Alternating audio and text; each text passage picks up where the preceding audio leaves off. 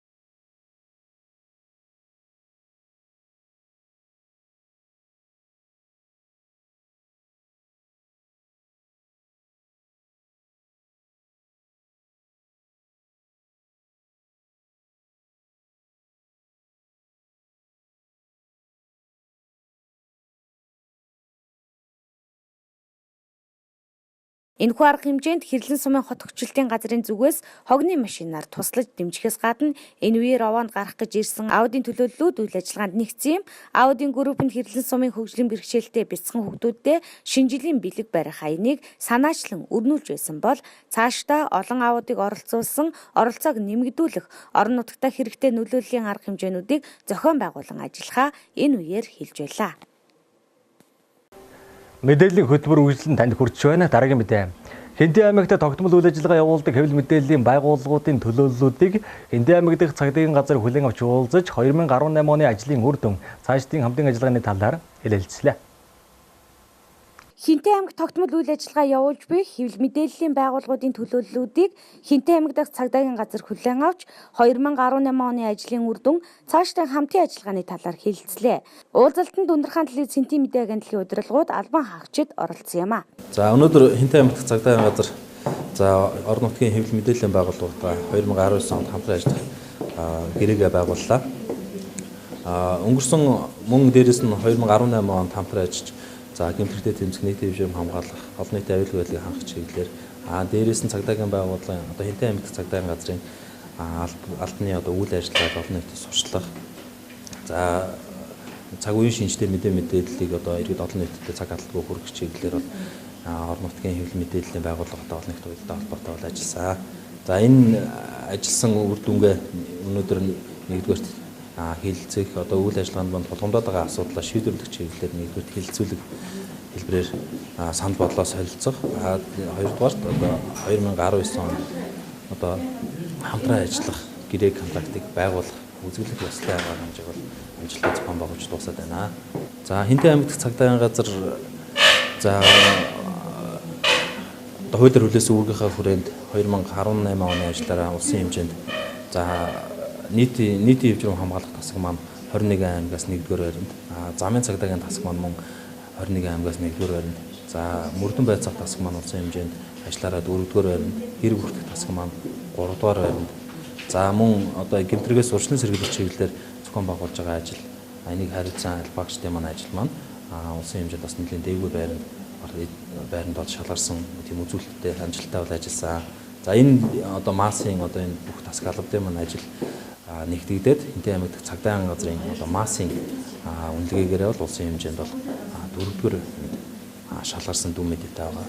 Энэ дашамд бас энэ цаг зохицооныг ашиглаад хэлэхэд бол энэ гэмтрэгээс урьдчилан сэргийлэх цагдаагийн байгууллагын үйл ажиллагааг олон нийтэд сурчлах ажилд бол цагдаагийн байгууллагын албаагчтай мөр зэрэгцэн нойр холбоо бас ажиллаж шуурхай мэдээллийг иргэд олон нийтэд түгэж ажилладаг хэвлэл мэдээллийн байгууллагын ажилтан инженер техникийн ажилчдаа бас энэ ашиглыг ашиглаад талархал илэрхийлье. Цагдаагийн байгууллагын нэр бас.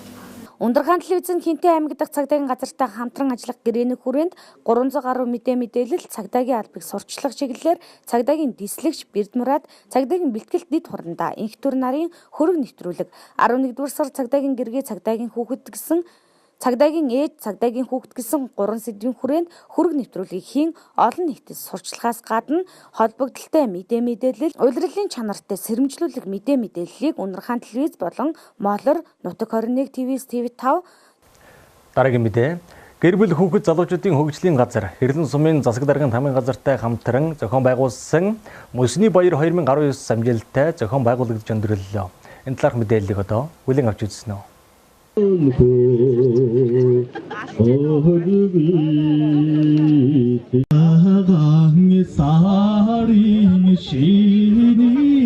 Гэр бүл хүүхэд залуучуудын хөгжлийн газар Хэрлэн сумын засаг даргын тамгын газартай хамтран зохион байгуулсан Мөсний баяр 2019 амжилттай зохион байгуулагдлаа. Тэмцээн багийн мэдлэгээ хэний цай хоол амттай вэ тэмцээн чарга аргуулгах мөсний шагаан харва сэр цохих тэмцээн Монгол ардын харилцаа дууны тэмцээн гэсэн 6 төрлөөр өрсөлдөж төрөл болгон дээр шилдэгүүдээ шалгаруулсан юм а. Тэгээд Хэрлэн сумын тамгын газар хүүхдийн төлөө төв манайхтай хамтран зохион байгуулж байгаа энэ Мөсний баяр маш сайхан болж байна. Тэгээд манай энэ дэм гэж ихсэлтэй төрийн байгууллагын залуучууд бас төрийн бас байгууллагын залуучууд маш сайхан өргөн бүрэлдэхүүнээр оролцож байна. Тэгээд өнөөдрийн тэмцээнд Хэрлэн сумын тамгын газрын залуучууд сайхан мандаж байна. Манай нүүдэлчин баг бол өнөөдөр одоогийн байдлаар хэрэгжиж байна. Тэгээд төрөл нэгдэхтэй итгэлтэй байгаа. Тэгээд бос багийн залуучууд тэмцээе. За сайн байцгаана уу. 2 дугаар огийн залуучуудын зөвлөлд Мөсний 2 дахь жилдээ орж байна. За өнгөрсөн жил 11 багаас төрүүлсэн байгаа. Энэ жил яг дөнгөж маань гарч байна. Ерөнхийдөө бүх тэмцээн уралдаанд амжилттай оролцсон байгаа. Өнөөдрийн тэмцээн бол зохион байгуулалт аягүй сайтай дэвж урамтай нодлонгийнхыг бол өдрөмж сайхан дулаахан өдөр таарж байна. тэмцээн уралдаа маш сайхан болж байна. Тэгээд нийт оролцсон багуудаа бүгд нь амжилт хүсье. Тэмцээнд Хэрлэн сумын засаг даргын тамирын газрын баг хамт олон багийн дүнгээр 3 дугаар байр эзэллээ. Тодорхойлбол багийн мэдлэгээ төрөл тэргүүн байр, чарганы уралдаан тэргүүн байр, хиний цай хол амттай вэ төрөл дэд байрыг эзлэн багийн дүнгээр тэргүүлсэн багуудын нэгээр тодорлоо. Уг тэмцээний Хэрлэн сум 2019 оныг иргэдийн оролцоог нэмэгдүүлэх жил болгон зарласан ажлын хүрээнд зохион байгуулж байгаамаа. Дараагийн мэдээ Хинтээ аймгийн газар тариалангийн салбарын иргэний нийгэм орон нутгийн хамтын ажиллагааг бэхжүүлэх төсөл Хинтээ аймагт 4 жилийн хугацаатай хэрэгжсэн. Хөдөө аж ахуйн салбар дахь иргэний нийгмийн байгууллагуудын оролцоог нэмэгдүүлэх замаар хүртээмжтэй тогтвортой хөгжлийг бэхжүүлэх зорилгоор хэрэгжсэн уг төслийн үр дүнгийн хурал болсон юм а.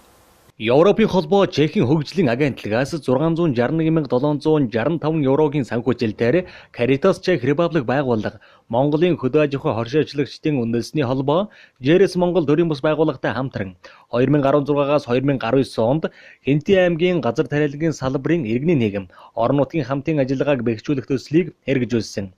Хөдөө аж ахуйн салбар дахь иргэний нийгмийн байгууллагуудын оролцоог нэмэгдүүлэх замаар хүртээмжтэй тогтвортой хөгжлийг бэхжүүлэх зорилгоор хэрэгжсэн уг төслийн үр дүнгийн хурал болсон юм а. За манай Хинтээ аймгийн газар тариалангийн салбар дахь иргэний нийгэм орон нутгийн хамтын ажиллагааг бэхжүүлэх төсөл маань Европын холбоо болон Чехийн хөгжлийн агентлагаас санхүүжилттэй нийт 3 жилийн хугацаатай ийм төсөл хэрэгжээд өнөөдөр хаалтынхаа үйл ажиллагааг хийж байна. За төслийн хүрээнд бид Хинтээ аймгийн хүнсний ногооны салбарт томоохон өөрчлөлт авчрах хөгжлийг авчрах доктортой хөгжилт хувь нэмэр оруулах зорилгоор энэ төслийг хэрэгжүүлсэн. За өнөөдөр бидний төслийн үйл ажиллагаанд Чехийн элчин сайдын Чех улсаас Монгол улсад суугаа элчин сайд Иржи Бродский, за Хенри хамт Хана Бродскигийн хамт, за Франц улсаас Монгол улсад суугаа элчин сайдын яамны хөдөө аж ахуйн салбарын мэрэгчлэн Матильд болон за Caritas Czech байгууллагын суурин төлөөлөгч Яна Зелкова, за JRS улсын Франц төрийн бас байгууллагын Монгол дахь суурин төлөөлөгч Беатрис Мората болон за Монголын хөдөө аж ахуйн оршуулагчдын үндэсний холбооны дэд ерөнхийлөгч Алтан Туяа гэсэн хүмүүс ирж оролцлоо. За бидний үйл ажиллагааг хүндэтгэн Хинтээ аймгийн засаг дарга Гамбиам иргэдийн төлөөлөгчдийн урлагийн дарга Батсайхан хөдөө аж ахуйн газрын дарга их хамгаалан гэсэн хүмүүс бас ирж оролцлоо. Тэгээд бид маш их баяртай байна. За манай төсөл болохоор Хинтээ аймгийн бүх сумдыг хамарч үйл ажиллагаа явуулсан. За бид 2016 он анх төсөл эхлэхдээ Хинтээ аймгийн хүнсний ногооны салбарын нөхцөл байдлыг судлах суурь судалгаа хийсэн. 3 төрлийн суурь судалгаа. Энэ болохоор иргэний нийгэм байгууллагыг чадахжуул иргэний нийгэм байгууллагын нөхцөл байдлын үнэлгээг хийх суурь судалгаа, зах зээлийн судалгаа болон газар тариалангийн гэсэн суурь судалгаа хийж, энэ судалгаанаас гарсан үр дүнгээр гарын авлага болон боловсруулан гаргасан байгаа. За төслийн хүрээнд бас Хэрлэн болон Бэндэр сумдуудад жишг сургалтын бааз барьсан. Энэ бааз нь болохоор 3 улирлын нарны эрчмээр ажилладаг хүлэмж, за зойр, тэгээд задгаа талбай бяцлагааны систем болон бусад техник тоног төхөөрөмжөөс бүрдсэн ийм сургалтын бааз барьж ашиглалтанд оруулсан байгаа. За бид бас төслийнхаа хүрээнд иргэний нийгмийн байгууллагын шүлжээ байгуулсан. Шүлжээ маань 16 гишүүн байгууллагатай байгуулагдсан бол өнөөдрийн байдлаар Хинтээ ногоочдын нэгдсэн сүлжээ гэсэн гишүүдтэй үйлчлдэг төрийн бас байгууллага болон 41 гишүүнтэй байгууллага болж ингэж өргөжөж чадсан байна. За мөн бид төслийнхаа хүрээнд Хинтээ аймгийн хүнсний ногооны салбар хөгжүүлэх дэд хөтөлбөрийг боловсруулсан байгаа. За энэ дэд хөтөлбөр маань болохоор хүнсний ногооны салбарыг хөгжүүлэх зорилтууд, хийгдэх ажлууд, гарах үр дүн, хэн хийх вэ, хэдэн төгрөгийн төсөнд багтааж хийх вэ гэсэн бүх нарийн төлөвлөгөөнүүдийн хамт ингэж бүтсэн ийм бодлогын баримт бичиг болсон. За тэгээ энэндээ бид нар маш олон амжилттай зүйл боллоо гэж үзэж байгаа. Хурлын өмнө бүгд найрамдах Чех улсаас Монгол улсад суугаа элчин сайд Иржи Бродский гэргийн хамт Caritas Czech Republic байгууллагын Монгол дахь суурин төлөөлөгч Яна Зелкова, Франц улсын элчин сайдын яамны хөдөө аж ахуйн асуудал эрхэлсэн Аттеше Матильд Уссонова, JRS Монгол төрийн бас байгууллагын Монгол дахь суурин төлөөлөгч Беатрис Мората Изгеро, хөтөлбөр хариуцсан менежер Кристана Коня, Caritas Czech Republic байгууллагын бүсийн захирал Эжвен Дэвиш, төслийн менежер Батчимэг нар хүрэлцэн ирж аймгийн засаг даргатай уулзалт хийлээ. Хинтээ аймгийн хүнсний ногооны салбарт Жээрээс чекертаас төслүүдийн хамтарсан ийм хүнсний ногооны маань салбарт сайхан төсөл хөтөлбөрийг хэрэгжүүлээд үр дүнгээ өнөдр дүгнж байгаа. Тэгээ энэ 2 жил гарan 3 жил шигм хугацаанд бол үндсэндээ хэдэн сайхан үр дүн гарлаа. Тухайлах юм бол бидэнд бас нэлээд хэдэн зөөр хөлөмжүүд үлдээлээ. Дээрээс нь бас жижиг бичлэг зээлүүд санхүүжилтийн бас нэлээд олон хүний хамарсан санхүүжилтийг бас хүртээлээ. Бас дээрээс нь иргэний нийгмийн байгууллагууд маань энэ хооронд бас нэлээд чадварчиж Монголын хинтийн хүнсний ногоочдын нэгсэн сүлжээ гэдэг иргэний нийгмийн байгууллагатай ч боллоо. Ингээд цаашдаа бол хэдийгээр төслийн хугацаа дуусчих ч гэсэн энэ зохион байгуулалтаар цаашдаа бид явах боломжтой гэж үзэж байгаа. Тэгээд гол гарсан үр дүн бол бид хүнсний ногооны маань авдаг ургасан хэмжээ маань нэмэгдлээ. Бид нийт хэрэглээнийхээ 20% авдаг гэсэн бол одоо 50% авж байна гэдэг энэ сайхан үр дүн гарсан ийм сайхан төсөл боллоо. Тэгээд төслийн баг одоо санхүүжилтэнд оролцсон нийт байгууллагуудад талархлаа илэрхийлж байна. За Чехийн элчин сайд Иржиг Грацки өөрийн биеэрээ Хинтээ аймагт үлдсэн ирлээ. Тэгээ энэ Чехээс хэрэгжүүлж байгаа хөтөлбөрүүдийг бас энд үнэлж байлсан талархснаа илэрхийлэх ёстой. Тэгээд энэ ганцхан төслөөр дуусч байгаа биш. Цаашдаа олон төслүүд хамрагдана. Чехийн элчин сайд маань сая энэ арга хэмжээнд дээр хэлсэн үгэндээ манай орчуулагч маань хаяад орчуулчлаа. Ер нь Монголоос бол жил болгон 1300 монголчуудыг Чехтэй ажилуулах зөвшөөрөл олгодог. Ийм их монголчуудад бол хамгийн их хандж байгаа ийм орон шүү гэдгээ өөрөө онцолж хэлж байгаа. Тэгээд ер нь 2012 оноос хойш хэрэгжүүлсэн энэ олон төслүүд, малжуулах төсөл байна, тоног тохиромжоор хангасан төслүүд байна. Өнөөдрийн хүнсний ногооны төсөл дээр мань ч гэсэн Чех улс их өргөд оролцсон. Эднүүдэд дүгнэж өнөөдрийн бас энэ арга хэмжээнд оролцож өгөө хэлсэн. Тэгээд Чехийн элчин сайд бол цаашдаа хамтран ажиллах өөр хэлбэрийг одоо хамтарч бас өөр хэлбэрээр ажиллая. Бид нарыг бас Хинтээ аймгаас төсөл хөтөлбөрүүдэд боловсруулж өгөөч гэдэг сантыг бас тавьж байгаа. 2016 онд Хинтээ аймгийн ногоочид төмсний хэрэглээнийхээ 60%, хүнсний ногооны 20%-ийг дотоодоос нийлүүлдэг гэсэн судалгааг гаргасан бол 3 хүрэхгүй жилийн дотор төмсний хэрэглээгээ 100%, хүнсний ногооныхоо 50%-ийг хангах болсныг мэргэжилтнүүд онцоллоо. Мөн 3 улирлын хөлөмж, зойрны урамшуулд хоршоолол, төрийн бус байгууллагууд ногоочдыг хамруулснаар тариалалт, хадгалалтын хувьд ахиц дэвшил гарсныг мэдээллээ. Төслийн үр дүнд хөдөө аж ахуйг дэмжих холбоо буюу иргэний нийгмийн байгууллагын сүлжээ, Хинтээ ногоочдын нэгдсэн сүлжээ буюу Хэнэс төрийн бус байгууллага байгуулагдаж нийт 15 сумын 41 гишүүн байгууллагыг хамруулсан 700 шахам гишүүнтэй болжээ. Хэнэс төрийн бус байгууллагын 5 жилийн маркетингийн төлөвлөгөөг боловсруулж тогтвортой үйл ажиллагаа явуулах бололцоог бүрдүүлсэн байна.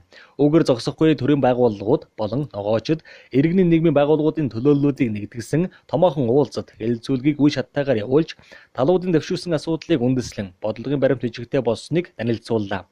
Өөрөөр хэлбэл хүнсний ногооны салбарыг хөгжүүлэх дэд хөтөлбөрийг аймгийн иргэдийн төлөөлөгчдийн хурлаар хэлэлцүүлэн батлуулж тухайн салбарын цаашдын хөгжөлд томоохон түлхэж болох үз хэмжилгээг бодитойгоор үзүүлжээ. Мэдээллийн хөтөлбөр үйлчлэн танд хүрч байна. Дараагийн мэдээ. Өвлийн улирал ихэвчлэн иргэдэд түлш шиг нүүрсэндээ хэрэгэлдэг. Тэгвэл Хинтээ аймгийн тухайд он гарснаар нүүрс 500-аас 1000 төгрөгөөр нэмэгдсэн байна. Хинтээ аймагт нэг портер багнуурын нүүрс 150-аас 170 мянган төгрөг, чандагны нүүрс портер нь 90 мянган төгрөг байна. Харин багнуурын нүүрс шуудайн 5 мянган төгрөг байсан бол хэдхэн хоногийн өмнө 6 мянган төгрөг болж, чандагны нүүрс шуудайн 3500-аас 4 мянган төгрөг болж нэмэгдсэн байгаа юм. Чухам яагаад үн өсснийг түлээ нүүрс худалдан борлуулж байгаа иргэдээс тодруулахад дараах хариултыг өгсөн юм а. Одоо шалтгаан нь гэдэг ачиг байх. Ер нь бол ихтэй мэдэхгүй одоо энэ зарим хүмүүс нь нэмчээд л тэгээд одоо ханшаар барина гэж мэрилцаагаа. Яагаад өссөн мэдгүй ерөөдөө дагаад та энэ гэсэн үг. Тийм ер нь түлш мөснөөс олж гинөө, ачаа зардаас олж гинөө, цаанаа нэмэгдэж гинөө. Цаанаа шатар нэмэгдсэн байхгүй. Гэхдээ үл яг бас нэг хамгийн гол нэг холоос өтөрч байгаа чи бас 200 гаруй гэдэг метр явж ирнэ. Тэгээд бүх хөдөлмөр юу байна? Очоод бас өдөөс явна коуч мөшөө тавиулгаач бас нэг жоо хогтой тавиад байна. Тийм ээ. Тэгэхээр хүнээр бас нэг гараар ачуулж байгаа байхгүй бас тахгүй. Жиргүүлээ дэргээр явлаа гэдэг жиргүүлээ гараар ачуулаад гарч ирж байна. Тэгэхдээ бас арай өөр жижиг сонсомоор зөөгөөд очиж ш тэр чинь уулгаж байна. Тэгэнгүүтээ тэр чинь хүнд өгч зардал нь бас нэмэгдэж байгаа байхгүй. Хичээл бас нэг 4-5 хүн аваад ачуулна. Тэн дээр чинь нэмэгдээд бас нэг хөлсийг өгч байгаа. Сүлээд бас нүүрс ховордлоо гэж ангилсан. Яагаад бас ховордлоо? Эсвэл явдаг хүмүүс нь багасаад байна уу? Тээвэрлэлт багасаад байна уу? Яагаад? Яг үндэ бол багнуурын урахад бол 2-3 хүн явж шүү дээ үндэ. Тэгээд дэдүүч яг энэ ирээд аймаг хангаж байхгүй шүү дээ. Тэгээд яваад энэ 0 хоолгүй яваад одоо ирээд 2 хоноггүй дуусчих шүү дээ. 20-30 тонн бол Эрэлт юу нэр ямар хогч байна. Ер нь эрэлт үлсээ ихтэй байгаа байхгүй. Ихтэй болоод тэгж байгаа шүү дээ. Тэгээ бас нэг жолооч хүн чи бас тэгээд бас нэг нойргүй явна бас шинэ очион очиод унтах юм байхгүй шүү дээ. Тэгээд машиндаа сууж гал өгнөө ачуул эргээд буцаа шөнө ирж байгаа юм чи. Шууд нөрс 5 байжгаад 3-4 хоногийн өмнө зургаалсан юм шүү дээ. Юм цаашдаа ингээд 6 гараал худалдаа болох бол ер нь үгүй яг жоохон одоо ингэж тэгээд жоохон буцаад бууна үдтэй ирэхгүй. Одоо нэг ингээд ингэж л одоо нэг худалдаа болсон жоохон багсаа дээр тэгэхээр дагаад бас жоохон буу шүү дээ. Чандганых бол чандган бол одоо бас дан хог л гараад байгаа шүү дээ. Яг үндэ очиод харсан ч удаа санаас.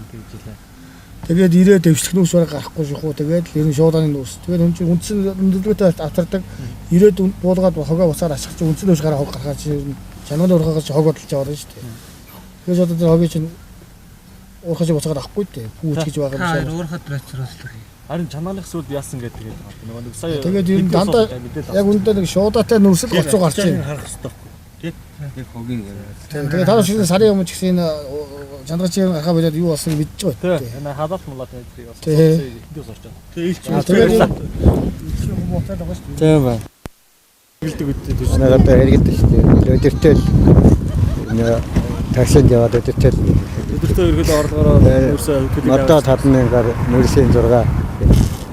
Саяхны хүртэл бас шууд нүүрс баг нүүрс 5,000 төгрөг байсан ч үү те. Тий, гүн 5 байсан тэгээд нэмэгдлээ. 6,000 олцоход бас танд юу яаж тусч үлээж авах. Нөлөөлж юу яах вэ?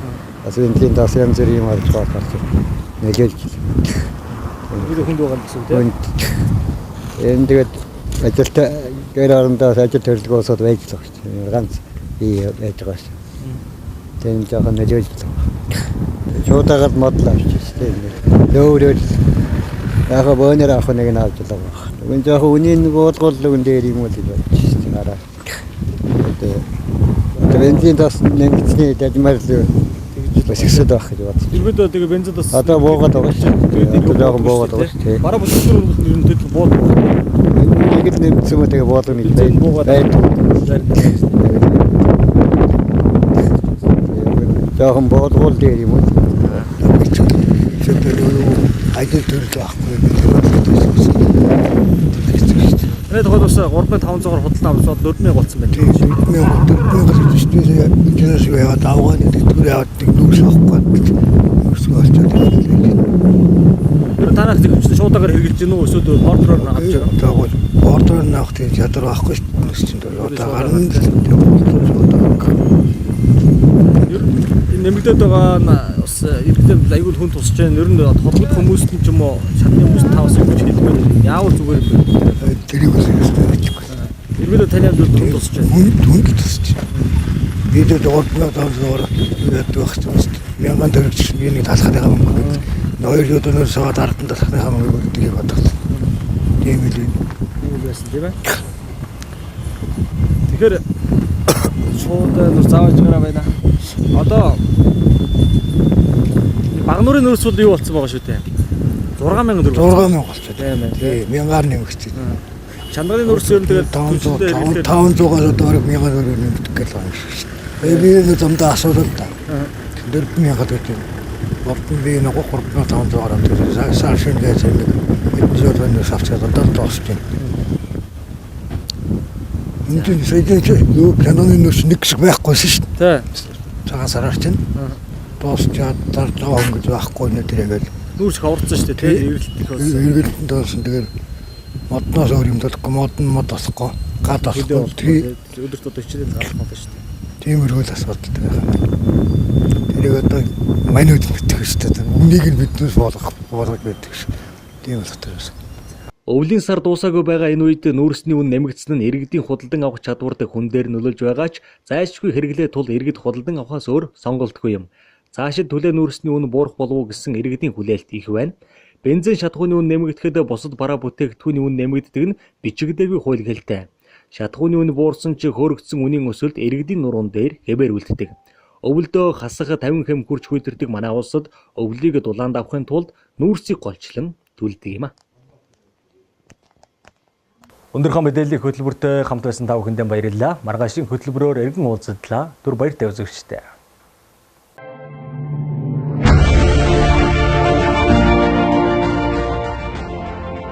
Хэнтэй аймгийнхаа цаг үеийн мэдээллийг Өндөрхаан телевизээр өдөр бүрийн 19, 21, 23 цагуудаас хүлээн авч үзээрэй. Төвийн томоохон телевизүүд болох TV9, TV5, Молор, Нутаг 21 телевизийн орон нутагдах инфо Өндөрхаан телевиз. Бид танд үнэн бодит, шуурхай, хүртээмжтэй, тэнцвэртэй бодит мэдээллийг цагаалтгүй газар дээрээс нь хүргэж байна. Бидэнтэй харилцагуудаас 7056 33 37